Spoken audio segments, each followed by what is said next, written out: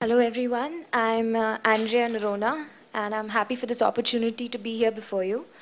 I have recently graduated from the National Institute of Design as a furniture and interior designer.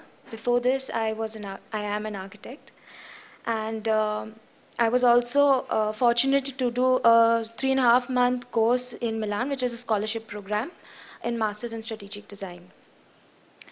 What I'm going to put forward to you is a project that I worked on as my final project, and it also has a lot to do with why I want to go to Salone.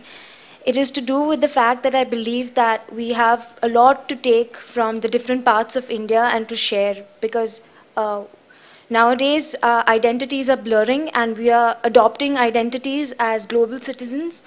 And I think while we take from Italy and other countries in European countries and we use from them, we have to also be able to give. And the same applies with urban and rural India. The project that I'm going to show you is to deal with bamboo. And what worked as a foundation for this project was a 6-week internship. I will very briefly run through that. It was an internship with Sangaru Design Studio in Bangalore in 2007-2008 for 6 weeks.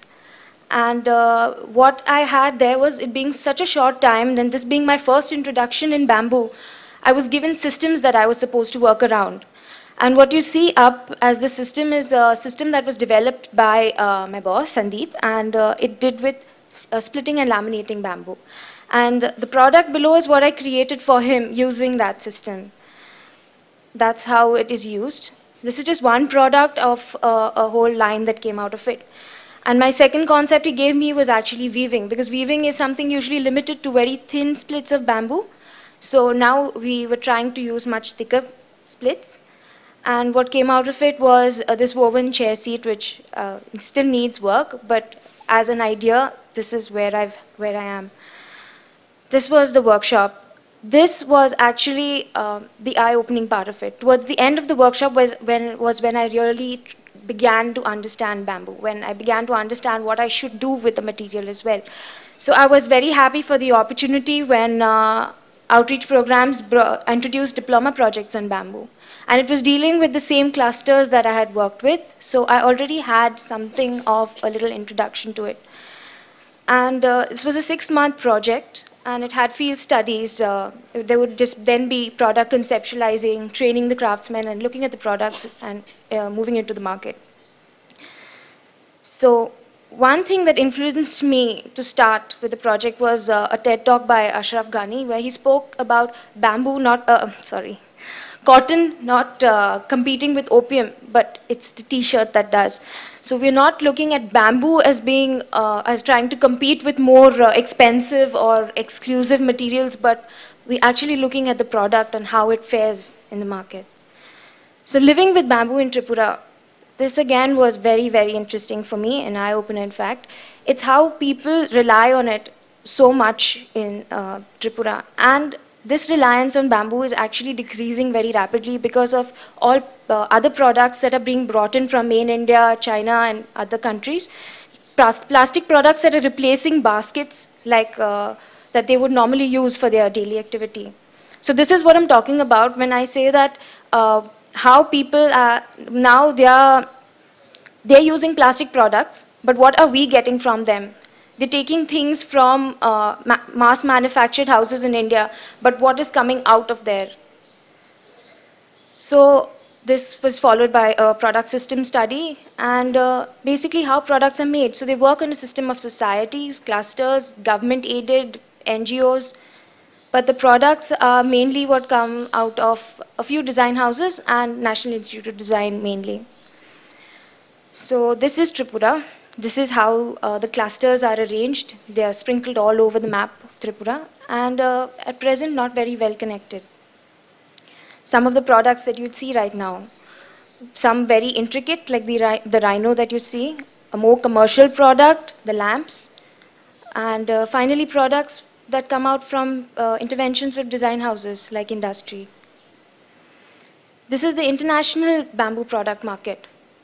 What you'll see is very highly finished. Most of these products are made in Southeast Asia, marketed all over the world. So we're now looking at this vis-a-vis the other products that we saw. So when I try to understand what my intervention should be and what I should be doing, I mainly categorized bamboo products into three categories that would help me understand them better. Round pole bamboo products, as you see them, as we see them in the market, as we have formed an opinion about them already, I'm sure. Split bamboo products, which look like bamboo. Sometimes people may not recognize it as bamboo. And finally, engineered bamboo products, which are almost just like any other panel. And most of the products that come out of to the international market actually do not have that much of a bamboo identity. So what I did was I started working with expressions in bamboo. My idea was mainly to find something that would stay true to the property of the material itself, yet not involve very complicated processes that would not be able to be handled by people with a low cost investment and craftsmen who are already working with the material. So this was one of the first expressions, that was splitting bamboo, layering it, and trying to find an expression with that. And work went on, and this was one of the products that came out. It's called Glimmerfly. It's basically layering bamboo and fitting it with a bamboo pin. And this product is 100% bamboo and very easy to make. So then further on was another product which worked around the same principle, but here I started putting in a lot of other fittings like brass hardware and other pieces which allowed the product to be knocked down and moved around more easily. This concept showed a lot of potential in terms of using the lamp in different other ways.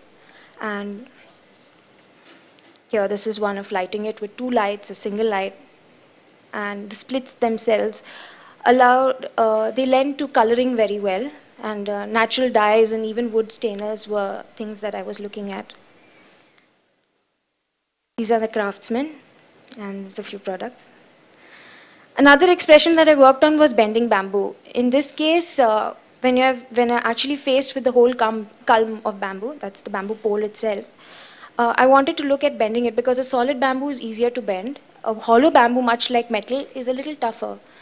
And if I wanted to bend it and actually start making forms that would be more interesting, I started with then thinning it, because obviously a single split of bamboo is much easier. So I started looking at forms like this, and also given the nature of it being round, I could look at many kind of, like the three sketches that you see on the side, I could look at adding it and subtracting it in so many different ways. And these were some more sketches that came out of it. And finally, this was a product that I had at the end of my diploma project, and it's called Bow, and it's a light with an LED fitting, and very simple, very light. That is it in use, and that's the craftsman who made it. And the thing about bamboo is, though we are able to put a lot of machinery into it and assist some of the hand skills that actually would be used in bamboo, it still retains its handmade property, because you need the skill of the craftsman. Each product that would come out would depend on who the craftsman is making it. The way forward, what I'm working on right now, and I'm working with outreach programs after my graduation in last December, in actually trying to commercialize these products and looking at the kind of fittings that would be best suited for the product. And yeah, that's another image of a training workshop that we had in Tripura. I have just come back from one of those. And that's it. Thank you.